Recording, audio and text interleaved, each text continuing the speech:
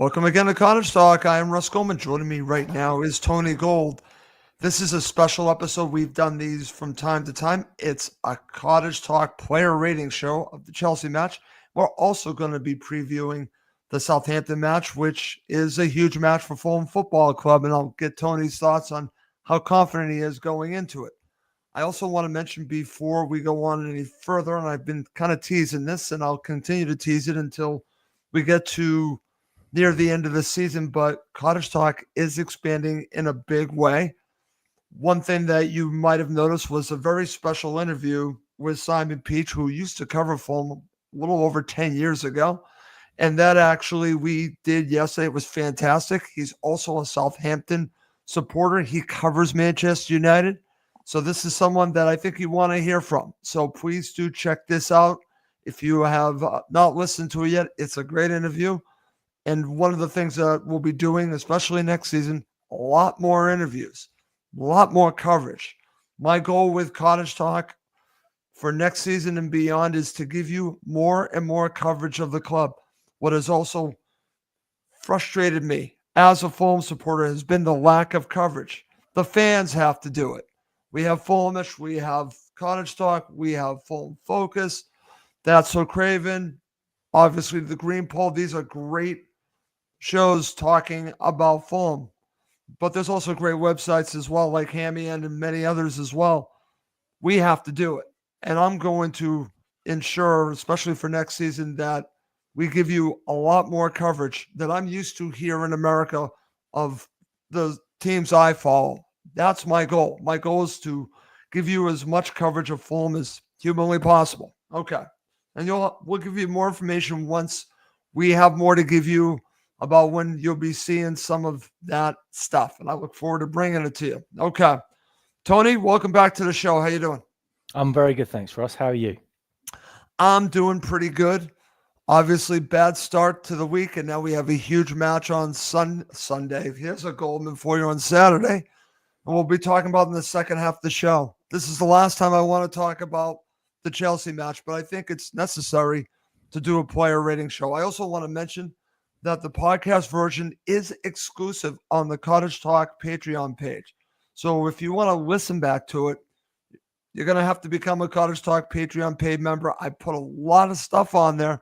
Please do check it out. It's going to be exclusive there, but we are recording live video. All right, Tony, let's not waste any time.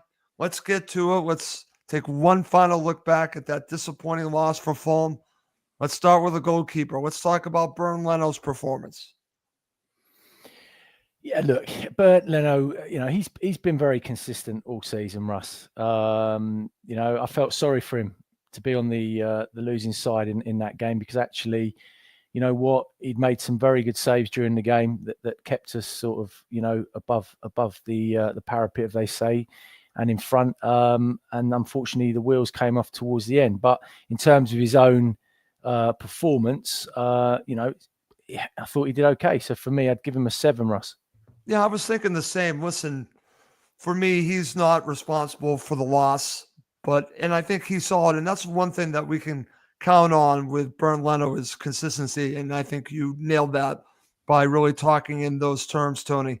All right, we have some good news to talk about, the return of Kenny Tete. Let's talk about his performance. Yeah, look, I thought, again, coming back in, having been out for so long, to come into that sort of game, that sort of tempo, I thought he was up to speed pretty quickly. Probably, arguably our best defender on the day. And, for me, a 7, Russ, as well. Okay, I'm going to agree with that. Solid performance. I think it's fair to say that he kind of ran out of steam, Tony, and I think that's understandable, right? Yeah, look, as I said, you've got to manage his game time. You've got to be cute with it. I don't think you can just sort of throw him into the cauldron and expect, miracles. But that would have been, some good minutes under his belt. And hopefully, as we say, moving on to the final few games, he'll play a major part in that. Okay, all right. Let's move on to the center backs. So we have to first start with Joachim Andersen. Let's analyze his performance. It's so difficult because the first half and the second half were were two completely different contrasts of football from Fulham's perspective. Look, I thought Anderson did all right, Russ. I thought it was one of his better games. Defended the box well, with the other defenders in there. And, his balls from the back out were pretty decent. So for me, a 7. Okay, I was going to say about a 6.5, but we're in the same ballpark there, my friend. All right, let's go to Calvin Bassey. I think he's been Fulham's best defender this season. Maybe some questionable moments, obviously, for him. He's becoming more and more offensive going forward. But obviously, his number one job is to defend. So give me your thoughts on his performance. Yeah, I think, look, it's hard to be critical of him this season because he has been very, very consistent. Wasn't his best game on Sunday. He was a bit loose in possession at times. And certainly second half also seemed to, the game seemed to catch up with him a little bit. So for me, it's a 6.5, Russ. Okay, I would tend to agree with you on his performance. All right, it's time to go to Jedi. And what's interesting about talking about him, there's going to be interest from him over the summer, Tony. And I don't think he's at 100%. I think he is dealing with an injury. I think he's playing through it. It's admirable, but it's affecting his play, Tony. In my opinion, crossing has been horrible lately. Let's talk about Robinson. I think he had a tough day. I thought Neto had the better of him. Then Sancho, when he came on, I think that, he's our captain, Russ. Yep. Is he leading that team at times? I'm not sure he is. I'm not sure he's vocal enough. I'm not sure he's doing enough as you'd want from your captain. And I think he's tailed off. He's tailed off quite a lot. So yeah, not particularly great performance for him. Hi, Chris. So for me, it's going to be a 5. Okay, I was thinking the same thing. Disappointing, but I do want to just mention, I'm not trying to make an excuse. I think he is dealing with an injury that he's just working through, but definitely not at his best and going against really talented players, but I expect a little bit better from him defensively. All right, Tony, you've already talked a lot about Sasa Lukic, that Fulham's play dipped after he came off. So let's talk about him. Yeah, look, for me, Russ, as I said to you, once Silva decided to take him off and for whatever reason, it fell apart, and it fell apart quite quickly. He was my man of the match, Russ. I think he was, he kept us together. He was so solid in front of our back four, made it very difficult for Chelsea, broke up the play, moved it well. His energy was endless. And I just thought it was an excellent performance from him. So for me, it's an 8. Okay, I was thinking 7.5, but we're kind of around the same number there. All right, let's move on to Sander Berge. It's funny when we talk about these two players, I'm sure supporters have seen the speculation with João Palhinha, right? But these two players have done an excellent job. They're not Palhinha. Would I be against Palhinha coming back? Absolutely not. I would be all for that. But Berge has done much better than I think myself, Tony. I think you can agree with me on that we expected. Let's talk about his performance. Yeah, look, again, I thought, the combination between him and Lukic in midfield has been important this season. Hasn't always worked, but on Sunday, again, I thought they complemented each other very well. I thought he was tidy, like he always is. I'd like to see him a little bit more aggressive in the final third at times when he gets on the ball. But look, he for me, he did his job, Russell. Without any airs and graces, and for me, it would be a 6. Okay, I was thinking a 6.5. Okay, let's talk about Pereira. It's strange because can we talk about Pereira in 2 parts? Can we talk about how he played in general and then talk about the set pieces? Can we split them up? Because I feel like it's almost necessary when we talk about him, because his set pieces in general, I just don't think are good enough. But his overall play, Tony, was more than good enough. In fact, I thought it was very good. So this is a strange one because we have to weigh the deliveries from the set pieces along with the positive play, basically the pressing that he did, which was fantastic. To be able to be at that same pace I think for the majority of the matches, something to really give him credit for. So this is an interesting one. How do we rate Pereira? What kind of rating do we give him? Well, I've got an easy solution, Russ. Just take him Okay. off set pieces. I agree with you. And he would be a better player for it. I promise you. I think he had 9 deliveries against Chelsea, crosses, whatever it was, and only maybe 2 reached the mark. You know, and you're seeing this regularly, persistently, week in, week out. If he gets a corner, it very rarely beats the first man. Then when it does beat the first man, just get him off. Just get him off set pieces, and maybe his game will improve. But look, I thought against Chelsea, he actually set the tempo for the team, Russ. I thought his energy was excellent. If he turned up like that every week, then people wouldn't be so quick to get on his back. But yeah, again, he's an attacking midfield player that doesn't score goals. And unfortunately, in our team, we can't afford to carry people that don't contribute in that way. And for me at the moment, and for large parts of the season, that's been a problematic area for us, in as much as Smith Rowe hasn't found any form or hasn't got into any form, and Pereira doesn't contribute enough from a goals point of view. So look, as I say, Sunday he did okay, Russ, as you say, two halves. For me, it's a 6.5. Okay, I was going to give him a little bit more credit. I'll say a 7, but I understand why you went there. I'm going to share some comments here from Paul, which I think are interesting. We could talk about it. Bring Paulinho back. It's a no-brainer. It's a hell yes. I'm there with you, Paul. Here's the other part. It's an upgrade. Go ahead. It's an upgrade, Russ. Yep. And ultimately, you bring Paulinho back, and he's better than what we've got. So absolutely. Okay. Then he follows up by saying Pereira, yes or no. I'm really torn about him. He's done. He's done. Well, I was going to say I'm done with him regardless at the end of the season. I think that he right now is, you would say, Tony, putting himself in the shop window. Is it fair to say that he might be doing that? Absolutely. I think the question you need to ask, guys, is there any more to come from Pereira? Is there any more to come from him? Is he going to suddenly turn up and provide you 10 goals or more a season? The answer is no. You have seen the best version of Pereira, and that version isn't good enough to push Fulham on to become the team that we want them to be and to the places that we want them to go. It's as simple as that. I tend to agree with you on that. Let's move on. Let's talk about a player that I think only gets better and better, and I talked to you about this. I think we have not seen the best of Ryan Sessegnon. That's what's exciting here. I think we're going to see his best seasons if he commits to Fulham long-term, Tony, and that Marco continues to play him, because I see a winger that has not even reached his complete potential, and this is what is exciting. I don't care that he's not the fastest winger. I care what he does when he has the ball at his feet, and also his tenacity, his mind. He has everything to be a very good footballer, and I think he's only going to get better. Let's talk about Sessegnon. I think, again, played very well. Many people's man of the match, and rightly so. He was mine. Yeah, he was up there, Russ, 100%. He's obviously working really hard behind the scenes. He's obviously in the gym doing his strength work. He looks physically very different now to how he was.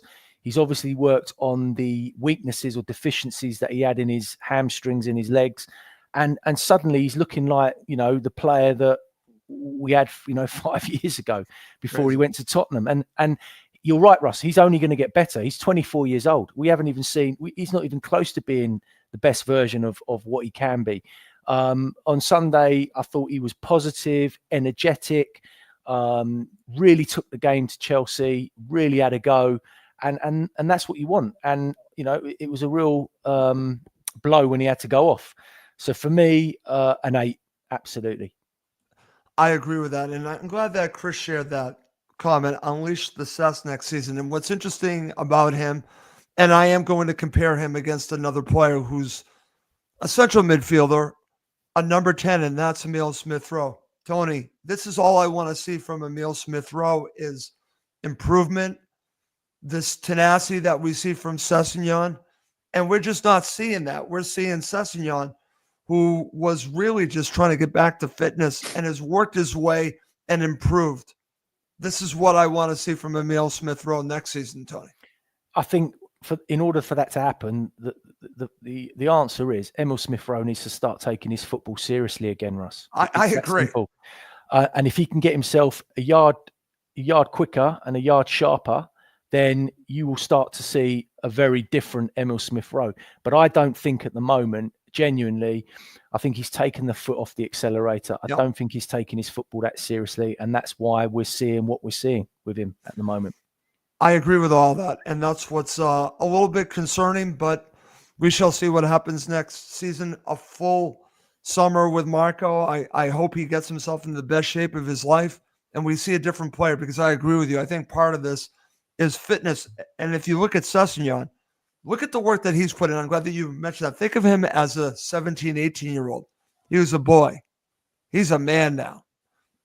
Emil Smith-Rowe has a chance to rebuild his body and do what Sessegnon did. We'll see if he does it. It takes his football seriously. I agree with that comment. All right, let's move on to Alex Iwobi.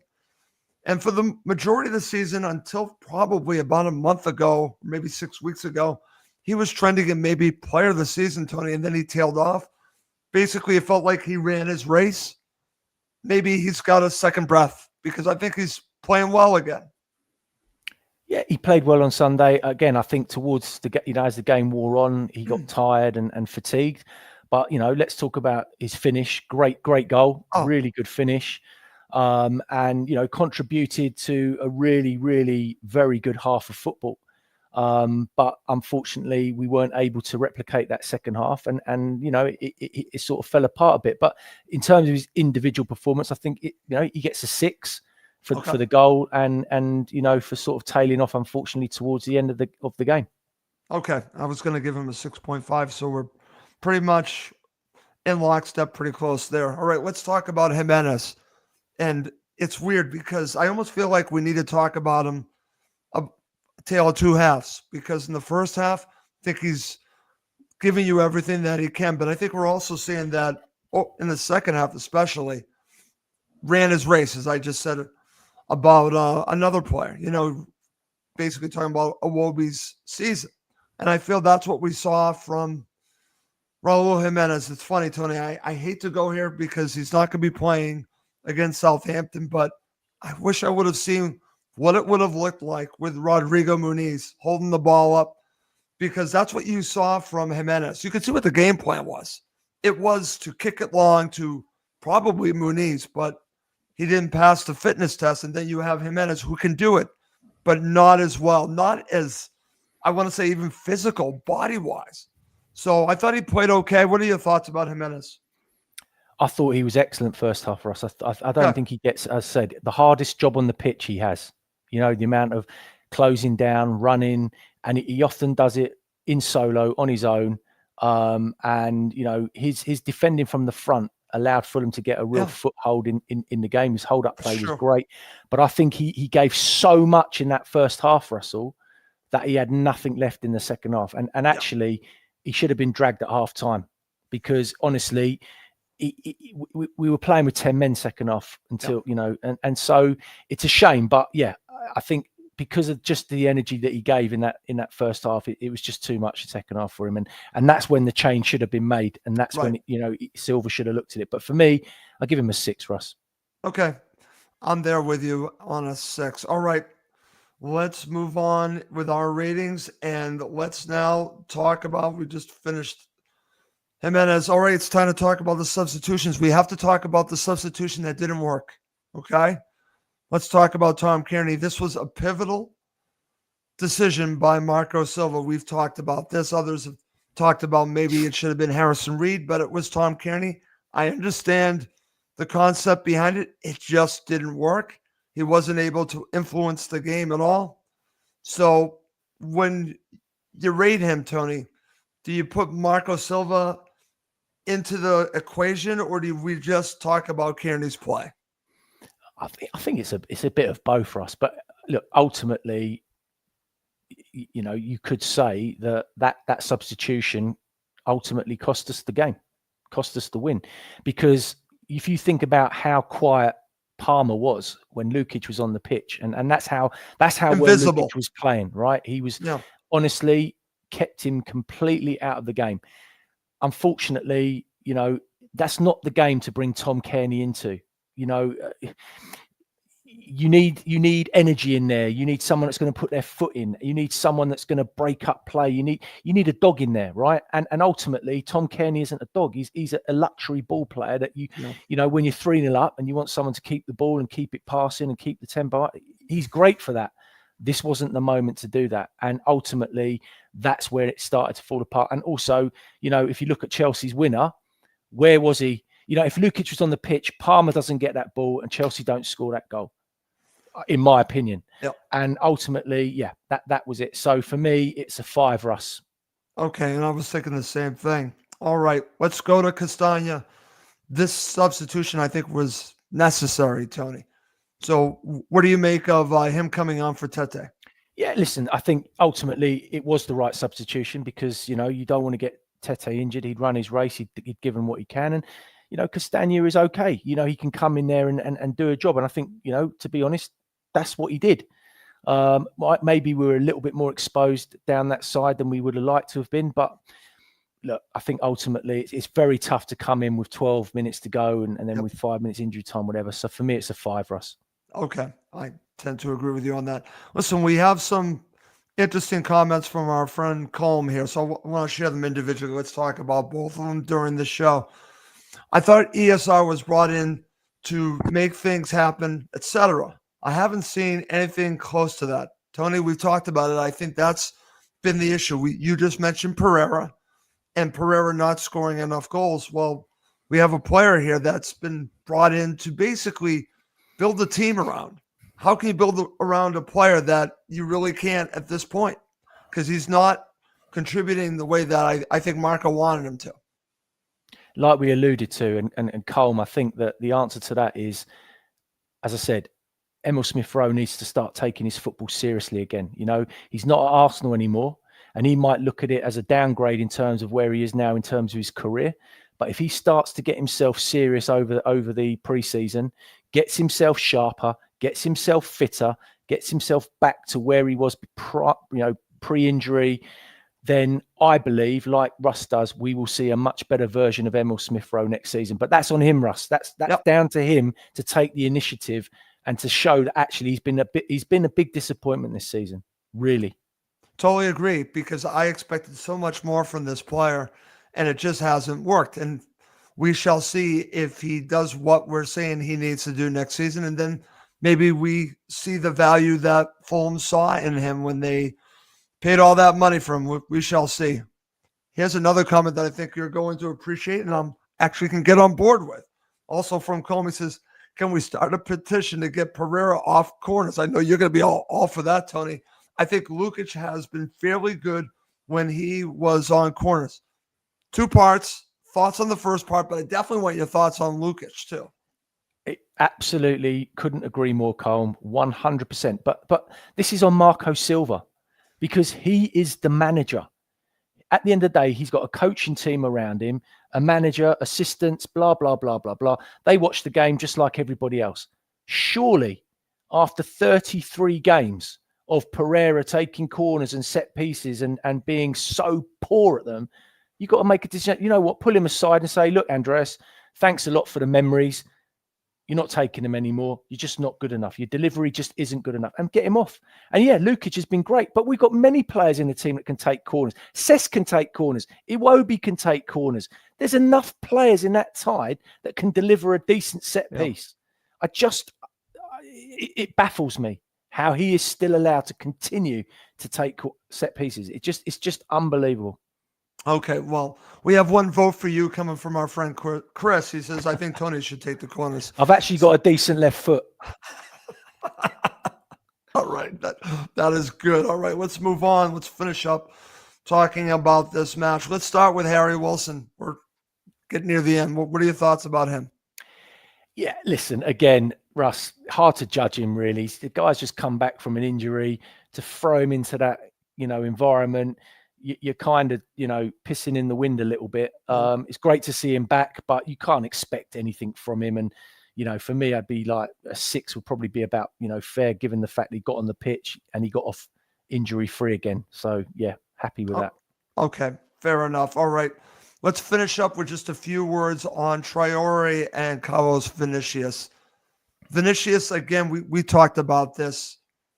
The fact that he was in the match is kind of interesting considering he's not been around or been really involved much at all this season, Tony. So he plays and Traore plays both at the end. You don't really have to give them a rating. Let's just talk about being part of this match. I mean, look, to me, it looks like Silva's lost a bit of trust in Traore. He's not getting many minutes, and unfortunately for him, as you know, Russ, he's not consistent enough. So you just don't know what you're going to get when you throw him on. So yeah, again, he wasn't on long enough to judge. The Vinicius one is the one that absolutely baffles me to the high heavens. Honestly, we have got incredible talent in our under-21 team, and don't give me this nonsense that they were playing Lyon and they needed to make sure that they're all fit and all rested and whatever. These guys are 21, 19, 18. They got more energy than a Ferrari, right? So you get them on the bench, and if you've got 15, 20 minutes to bring one of these young lads on, do it. I cannot understand why we haven't got any youngsters on our bench, and he still feels that Vinicius has got something to offer or hasn't played all season. I just don't understand it, Russell. I really don't. No. And you've got, you look at Chelsea, you've got the youngsters on their bench. Arsenal have got youngsters in their team. Liverpool have got youngsters playing. And we are just not bringing anything through. I just do not get it. Well, I think that's going to lead us to talk about Marco, because I think he's a part of this, Tony. He likes his players that have experience. He likes Premier League level players. And I hope at some point he does trust the young players. Listen, he did play Josh King earlier in the season, but we've barely have seen Josh King since then. You and I have talked about Devin Tin. We talked about Luke de Frigarols. They both featured against Lyon in the under-21s. Wouldn't it be great to see them at least be on the bench in these last 5 matches? I'd be all for that. All right, let's finish up by talking about Marco. A lot of criticism after the match about Marco and his decisions. And what's great about when you and I do this show, we're honest. We'll praise him when he deserves it, and we'll criticize him also when he deserves it. Tony, he deserves some criticism here. He changed the match when Fulham played against Liverpool. I'm using that as the comp here because it's a similar situation. Yes, Fulham were up by more than 1 goal against Liverpool, but Slot changed the match. He completely changed the match with his substitutions. Marco reacted well to it. I don't think he made the right calls here, Tony. I think, unfortunately, Marco's a part of this. Right. Yeah. Listen, before people jump on that we're slagging off Marco Silva, we are not slagging off Marco Silva, right? We love Marco Silva. We are very lucky to have him. He's done a great job for Fulham. We are in a, in all realistic terms, we're here. We're in a great position, and he's done fantastic to get. That's where, realistically, we are an 8th, 9th, 10th, 11th, 12th team with the squad that we've got, right? And he's done brilliant to get us there. So let's make sure that we get that straight and right, all right? In this particular moment, right, Russell, over the course of the season, we have dropped 25 points from winning positions. 25 points. Now, with all the good that Marco Silva brings and does, he's also got to learn, right? He's also still learning and developing as a manager. No manager knows it all. No manager can turn. I mean, just look at what Pep Guardiola is going through at Manchester City at the moment, right? Good point. So we have to, look at that. And Marco Silva has to look at that. And there's just certain things that you look at and you think, well, like, for example, Vinicius, why get him involved? Why bring him involved? Why not bring along a youngster and get him on the bench, right? Why take off Lukic, who was playing so well and so integral to what we're doing, and not bring on Harrison Reed, when Harrison Reed's going to give you a very similar role and job that he's just given you when he's come off. Obviously, Sessegnon, we don't know whether he was carrying a knock and got injured, so that one maybe was forced more than we know. Yep. But ultimately, that decision by taking Lukic off, in my opinion, cost us the game. And that is on Marco Silva and his team. and his assistants and his coaches. How many coaches are sitting on that bench, Russ? How many people are sitting there giving an opinion or talking about the game or whatever? But ultimately, at the end of the day, Marco Silva makes the decisions. He's the manager. And ultimately, those decisions cost us the game. Okay. And I'm glad that we're talking about, like I said, that you preface this. We love Marco Silva. Marco Silva has a lot to do why Fulham are where they are. No question about it. He makes his players better. No question about all that. But he's human. He makes mistakes. He's, as Tony said, I agree with it, still developing as a manager and still learning what he can and what he can't do. And I think in this match, there were some mistakes made. Like you said, taking Lukic off, I think ended up being a very bad mistake. And hopefully he will, when he reviewed this week, because I'm sure they did, they will assess what went wrong and try to fix it moving forward. Good coaches, great coaches do it. And I think Marcos is in the great category. All right, my friend, half the show done. Time to go to the other half. We're now going to preview the match against Southampton. So let's start here. And I just want to share a little bit about what I talked to Simon Peach about, because this is interesting and this will go to our conversation about Southampton. Simon is someone that I respect a great deal. He covered Fulham over 10 years ago.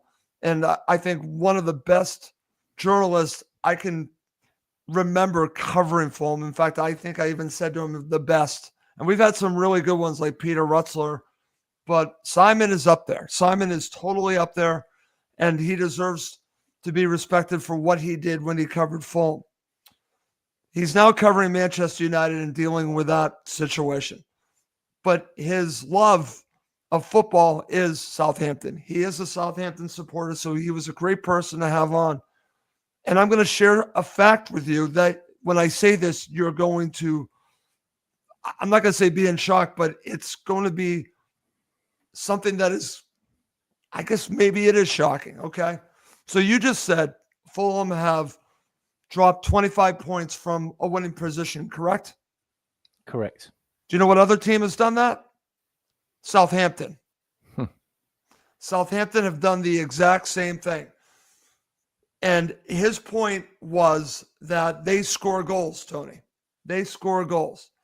But the big thing that Simon's point was last night when we did the interview was that their mentality is if you get up on them, they're basically their heads are going to drop and they're going to fold. For Fulham to win this match, they need to get up on them. If they get up a goal or two, it's all over. But if they don't, and they allow Southampton to hang around like we saw at Craven Cottage, it's going to be difficult. The other thing I want to mention heading into this match, and then I want to get your thoughts, the thing that concerns me, not only the team that they're playing, the manager I think could end up being a very good manager, has to do with the formation. Fulham have struggled against this formation. They've not been able to break down a team that is sitting back and allows you to have the ball. Southampton plays three at the back, Tony. We're going against this again. This is a match Fulham desperately need to win if they want to stay in the hunt for Europe. So I am concerned. I even said to Simon, the one match that I feared the most over Chelsea, Liverpool, Man City was this one, because they've not shown me consistently the ability to beat a team that plays this formation. So I'm concerned heading into this. Your thoughts? Yeah, it's a no-win. It's a no-win situation for Fulham, and that's the difficulty, because they're expected to go into this game and win it hands down. But we all know that, you know, that's not always the reality, Russ. And look, the truth is that we're now on the back of, you know, a defeat to Bournemouth, a defeat to Chelsea, right? And then we've got Aston Villa, Everton, Brentford, and Man City after the Southampton game. Yeah, this is a must win game. It's as simple as that. If we've got any aspirations of still talking about Europe or even clinging on to it, this is a must win game. And And you know what? Look, it's not going to be a gimme, that's for sure. You know, that they're on the back of a good result against West Ham last week. Again, Yep. you know, they battled hard, they worked hard from what I understand. And also Simon Rusk, who's in interim charge, you know, he might be putting his name forward for the job. That's right. And you know, they will be looking for their third win of the season. And you know, with Fulham coming to town, we all know what can happen in those situations, because Fulham are great at allowing teams to, you know, break records and so on and so forth. Yep. So look, it's not going to be easy, but make no bones about it, I fully expect Fulham to turn up and get the job done and win the game and actually win it comfortably. I hope you're right, Tony. Yeah, I do. I really hope you're right. The one thing that I do want to mention there, people are asking, well, what do they have to play for, Tony? Well, the players are playing for jobs, right? That you can always say that manager has something to play for.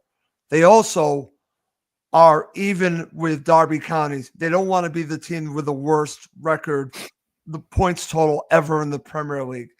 Simon brought that up, and I agree. That is a motivation here. They don't want to be that team. They're level with them. They don't want to be that team. So there is some, but to your point, Tony, even though I'm saying how nervous I am, I see your point. And after talking to Simon, it really is a situation. If they do their business and get up on this team, we should win the match. So I definitely understand where you're coming from. I understand where Simon is as well, except for the fact that right now, like I said, with what's happened recently with Fulham, it's just a little worrying. And I was worried about this match anyways. Now, there's a lot on it. Can they deal with the pressure, Tony? I think that's also something to consider, because whenever they've been the ones that have not been the favorites, they've struggled at times. Well, they're the favorites heading into this. There's a lot of pressure on them. I think we're going to learn a lot about this club at St. Mary's. And are you going to the match? No, I'm not going tomorrow. Okay, no, you're not going to the match. Okay. No. Okay. Well, anyone that is going, best of luck to you. All right, let's talk about Marco's presser. And what's interesting here, we do have some tidbits and one that's not good. It looks like Rodrigo Muniz, in fact, he said Rodrigo Muniz will not play, Tony. That is a loss here. And then you have this situation with Emile Smith-Rowe. They're still testing him. What are your thoughts about these two players heading into the match? Yeah, look, obviously, not having Muniz is you know, it causes a bit of an issue in forward areas, because then the emphasis is back on Raul. It'll be interesting to see whether he keeps Vinicius involved. Personally, I would bring up one of the youngsters and get them on, but you know, at the end of the day, that's down to Silva. Look, you've got to remember, Russ, and I don't want to sort of downplay it and disrespect Southampton, but Aaron Ramsdale has kept 2 clean sheets all season. Yeah. Right. You know, ultimately, probably got less clean sheets than Fulham, but Fulham aren't far behind in terms of clean sheets, because we struggle to, you know, we struggle as well.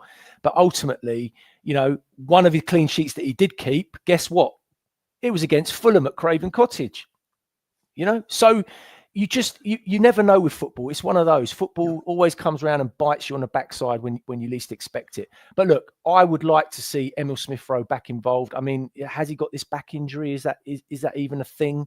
I don't know. Or did they have a massive argument before the game and Silva decided to leave him out? You know, you don't know what goes on behind closed doors. No idea. But yeah, look, not having Muniz is a problem. But I honestly, with the attacking threat that we have, with Session playing well at the moment, with Iwobi and Raul and even Pereira in there, I think we've got enough to score 3 or 4 goals. I really, really do.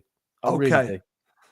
That actually makes me feel good. But that's going to lead me to ask you and talk about how does Fulham win this match, because when you look at the match at Craven Cottage, it was, I wouldn't say easy for Southampton, but we simply did not do enough to break this team down. But you just mentioned Sessignon now being involved. Obviously, you had Iwobi, we have Lukic and obviously Berger together. So it could be different this time around. So if you're Marco, what's your strategy to breaking down this team? They've got to turn up with the same energy and tempo and work ethic that they started the game with against Chelsea last week and actually take the game to Southampton, because ultimately, Ross, the first goal in this game is going to be critical, right? It's going to be critical. If Fulham get the first goal in this game, Southampton will collapse like a pack of cards, right? Yeah, Their heads will go right. and they will capitulate. I genuinely believe that. However, if Southampton score first, then it's going to be very similar to what it was like at Bournemouth. They're going to get 11 men behind the ball. They're going to be very difficult to break down. And, you know, they've got something to hold on to, something to cling on to. And it's going to be a difficult afternoon. So the first goal is going to be really crucial. And I think, you know, we have to start the game at them, be nice and positive, and yeah, exactly. Treat them like they're a top 5 team. Don't take anything for granted. Don't get complacent, and go and win the game and take it to them. And like I said, get the ball to players that can win you the game. Get the ball to Iwobi, get the ball to Cess, get the ball to Raul in good areas, and, you know, threaten them, because their heads will go. Yeah. Their heads will go, as you've seen all season. They've got 11 points, Russ. I know. 11 points. They are a poor side. I know. There is no way Fulham should not be winning this game. But if they don't turn up with the right attitude, and if they don't apply themselves correctly, then they will end up getting nothing. Oh, boy. And let's hope that that doesn't happen. Okay. So let's now go to the starting 11. This is interesting. What would you do with your starting 11? I'll share mine, and then we can discuss if we think Marco will do anything different. I don't think he changes anything, Russ. Okay. If Smith Rowe is declared fit, then he brings him back on the bench. I don't think he changes the starting 11 that started against Chelsea. I don't see it. Okay. And I would agree with you on that. Let me ask you something, because especially against Chelsea, we saw a lot of this. Basically, Sessegnon and Iwobi changing sides often. Are you for that, or are you against that? Or how do you feel about that? No, I'm happy with that, Russ, because I think ultimately, look, Cess would feel much happier on the left-hand side because he's naturally left-footed. I can understand why you change it up. I'm a big advocate of swapping wingers around, after 20, 25 minutes, just to give the fullback something different to think about. Because suddenly now you've got a player that's not going to try and get on the outside of you. He's going to come inside, right? So it changes up the perspective a little bit. So I don't mind that. Sometimes if you're very predominantly left-footed, you don't like playing on the right, because the only thing you can do, if you don't trust your right foot, is to come back inside. So you're coming inside all the time. And eventually they cotton onto it, and then it becomes, easy to read. So I don't mind him switching it up at all. I'm quite for it. Okay.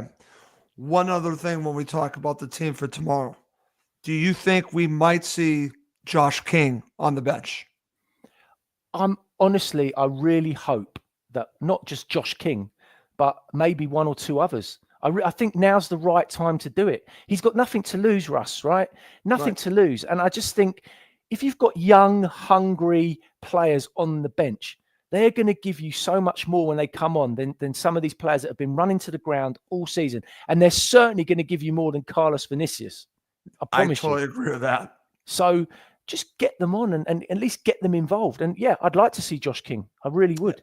So would I. That's why I brought that up. Okay, let's end this show with a prediction, Tony. Sounds like you're feeling pretty positive. I'll let you go first. If you're watching live with us, please feel free to share a prediction. Okay, I'm going to put my head on the chopping block, Russ, right? And I know this is going to come back and bite me on the arse, right? I know it is. But I'm going for it because I genuinely can't see any other result than Fulham 4, Southampton 0. Okay. That's Tony, what I'm going for, Russ. 4-0 Fulham. Okay, Tony, if that is true, I'm going to get my money together and I'm flying over to England to see you and congratulate you. I don't think I want to meet you at some point anyways, but that would give me a reason. Okay. I don't see that. I want you to be right, but I also remember something that Simon Peach told me. They score. So I'm going 3-1. I'm going to say we're going to win. I think it's going to be 3-1. I think they're going to get the early goal. They might score, and then I think we're going to score a few more. Their heads will drop, and that'll be the end of it. That's kind of like what Simon told me has been basically how they've been playing all season. So I'm going 3-1. I think that's good, but I will take 4-0. Oh, Chris, you have to do this to me. He's going 4-1. He's going closer to Tony. All right. And everyone's saying that. Listen, we have found it difficult keeping clean sheets, so the likelihood is they will score. Yeah. But I just think if Fulham score early, I just think they'll go and we'll just keep playing. And yeah, I just think we've got too much quality. I really do.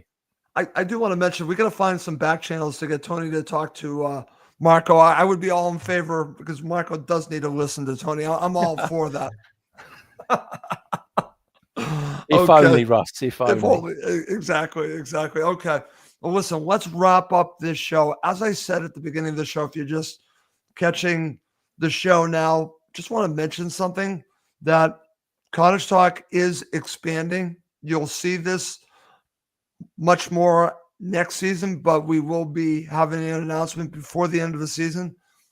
We are partnering with this entity that you will know, and I think it's going to take Cottage Talk to the next level, and we're going to be doing more interviews. That's why I mentioned the Simon Peach interview. If you've not listened to that, please do listen to it. It's great. But we're going to have a lot more interviews, especially next season. I'm trying to line up some really good guests, a lot of former players that I think everyone would want to hear on Cottage Talk. I'm working on it, and I'm working on giving the type of coverage that I always wanted for Fulham. That's my goal. I want to be doing this a lot more than I've been doing it. A year ago, I was talking about ending Cottage Talk. Now, as I've said before, I'm expanding it, and I'm excited to do that. Tony, final thoughts before we go. Final thoughts is that, look, let's hope tomorrow is a good day for us. Look, the truth of the matter is, Russ, we take a 1-0 win at the moment is the honest truth, just to get back. But look, we want to keep the hopes alive, if whatever hope that is left. And let's hope that the lads perform. And let's hope Marco Silva can get a tune out of them and we can bounce back and then go into the next game, a little bit more upbeat and so on and so forth. But yeah, let's hope so. But great show. Thanks a lot for having me. Thank you for joining me. And that's going to do it for this episode of Cottage Talk. He's Tony Gold. I'm Russ Goldman. Thank you as always for watching and listening to Cottage Talk.